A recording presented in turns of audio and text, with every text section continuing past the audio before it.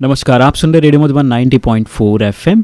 सुनते रहो, मुस्कुराते रहो। मुझे गुस्सा क्यों आता है, इस एपिसोड में आपका फिर से एक बार स्वागत है।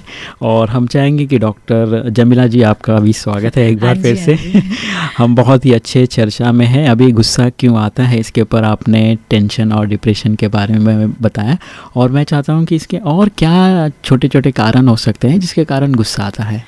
गुस्सा आने का मेन रीज़न होता है निराशा।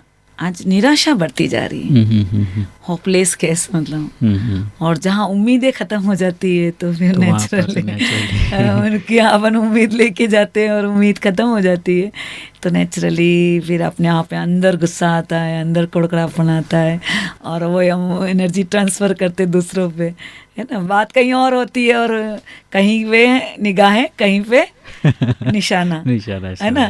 तो कहाँ की बात कहाँ हो जाती है।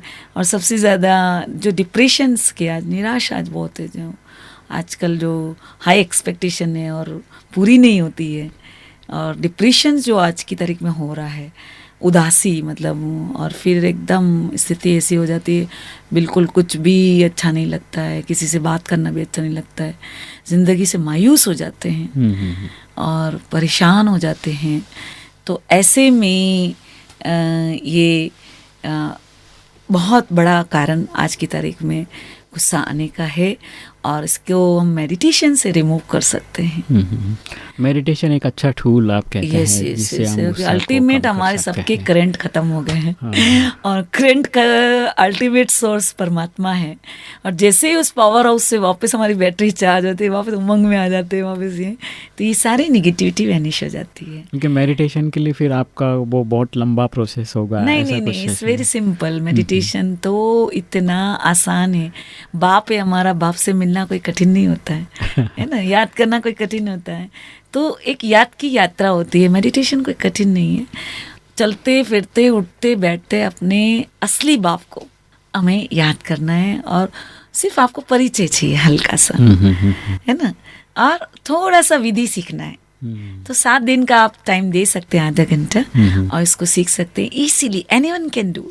लेमैन से लेमैन, कोई भी पढ़ा लिखा नहीं है, अनपढ़ माताएं, मगर परमात्मा बाप है, सबको मालूम है, और उससे एनर्जी लेना भी उसको आता है।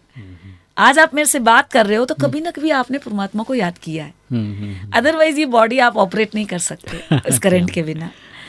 तो 700 करोड़ आत्माओं का जन्म सिद्ध अधिकार है अपने बाप से करंट लेने का, वर्षा लेने का, सुख शांति आनंद प्रेम सब लेने का हमारा हक है, बर्थ-राइट है। क्या बात है। तो मेडिटेशन कोई मुश्किल नहीं है, इट्स वेरी इजी। 140 देशों में ये शांति की दुकान, सुख की दुकान, आनंद की दुकान खुली हुई है। कभी भी आप फ्री ऑफ कॉस्ट सीख सकते हैं। It's very simple. Doctor Jamila ji, बहुत ही अच्छी बात आपने बताया। गुस्से के लिए कई बातें, कई कारण हो सकते हैं, छोटी मोटी बड़ी कारण भी हो सकते हैं, जिसमें हमने आज 3-4 बातों का जैसे हमने विश्लेषण डॉक्टर जमीला जी से सुना। और इसी के साथ हम लेते हैं यहाँ पर विदाई, क्योंकि हम विदाई नहीं, बधाई। फिर मिलेंगे हम वापस नए एपिसोड, इसके दूसरे एपिसोड में। और आपके मन में अगर कोई प्रश्न हो फिर से, तो मैं वापस आपको एक बार नंबर बता दूं, 94 14 15 14 15 पर आप कॉल कर सकते हैं, या SMS भी कर सकते हैं। अपना प्रश्न लिखकर, अपना नाम लिखकर भेज दीजिए 94 14 15 14 15 पर। तो हम अगले एपिसोड में डॉक्टर जमीला जी से आपके प्रश्न को रखेंगे आपके नाम के साथ, और फिर उसके उत्तर भी आप पाएंगे दूसरे एपिसोड में। तो तब तक दीजिए इजाज़त हम दोनों को। डॉक्टर जमीला जी, आपका बहुत बहुत धन्यवाद, आपने समय निकाल कर ये सारी बातें हमसे शेयर की। थैंक्स तो उस परमात्मा का है। और एक बात मैं और कहना चाहूँगा, गुस्से पर कंट्रोल करने के लिए बहुत ही अच्छा सलूशन डॉक्टर जमीला जी ने बताया, मेडिटेशन।